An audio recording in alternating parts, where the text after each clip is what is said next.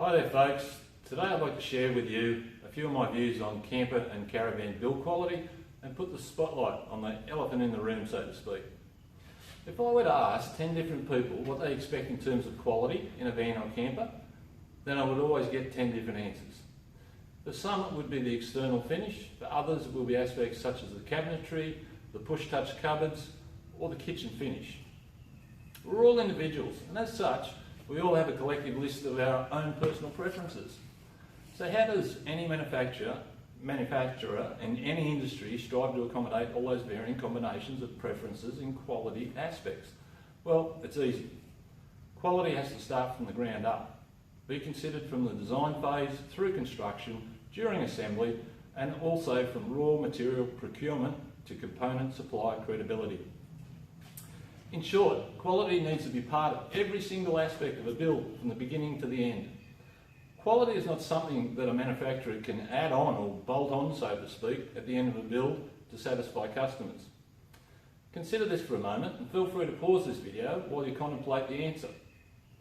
What is the real definition of quality? Quality is when a supplier not only meets but exceeds customer expectations. Pretty simple stuff, eh?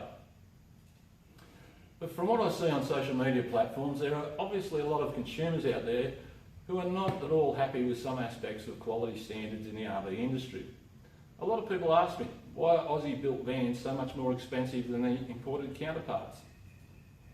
Well, consider this.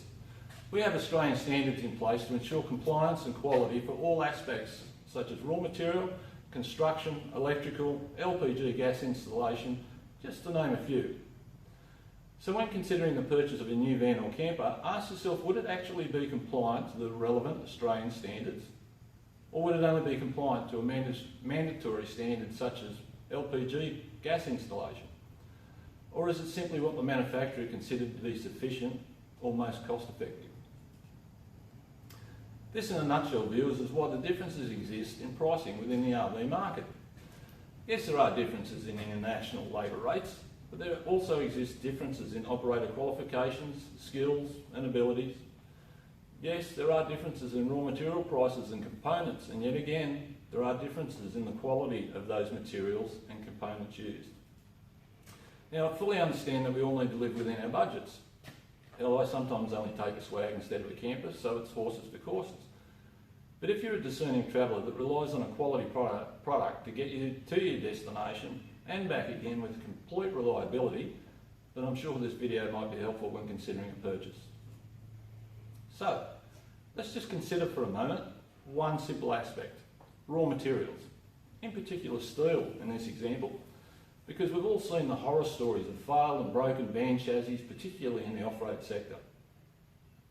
Reputable Australian RV manufacturers will be producing their vans with steel that complies with AS 1163 structural steel code and should be ideally 350 grade structural steel product. This is the only way that you can be assured that the raw material has been rigorously tested, identified and documented. In fact, every piece of steel will come with a test certificate which identifies the batch, the date, the time of manufacture and the testing. So what does this all mean? Well, it means that the supplier of the steel will have ISO 9001 quality assurance certification. This is the international standard for quality management system recognition. Now, as the instigator of several quality assurance programs in many different industries over decades, I can assure you that this is the single most important foundation block to manufacturing any quality product. As for imported steel products, you need to ask yourself the question as to just what standard might they have been produced to. Would they have been test certified?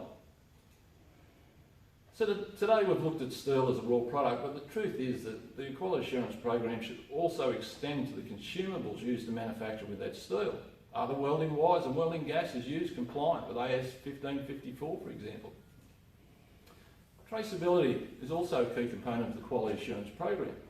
All products, materials and components used in the build should be traceable from the RV manufacturer right back to the original supplier. The batch or serial number, the date, etc. So should there ever be a problem, it can be easily identified from the source. So viewers, it's your hard-earned money that you're putting into a sizable investment, feel free to ask some of the more difficult questions when considering your next purchase, and you'll soon realise that we're not always comparing apples with apples. In fact, differences in purchase price can be a reliable indicator, as no business can last very long if it's not producing a profit to support itself, and there are only certain ways to reduce the cost of manufacture without cutting corners. Sure, there are economies of scale when mass producing, but the fact remains the raw materials of a particular specification tend to remain constant from a supply point of view. Just remember, when you see the Australian logo displayed on products, there is a whole lot more to it than just sentiment. It symbolises a whole lot more than simply homegrown. Well, I hope this video has been helpful in understanding what you may need to consider when assessing your new camper purchase, and I wish you well. There has recently been released a great article by Philip Ward in the RV Daily magazine, so I'll be providing a link below to that. It's well worth a read. I'll also be posting further segments on RV quality in the future, so keep an eye out if you're interested. Bye for now.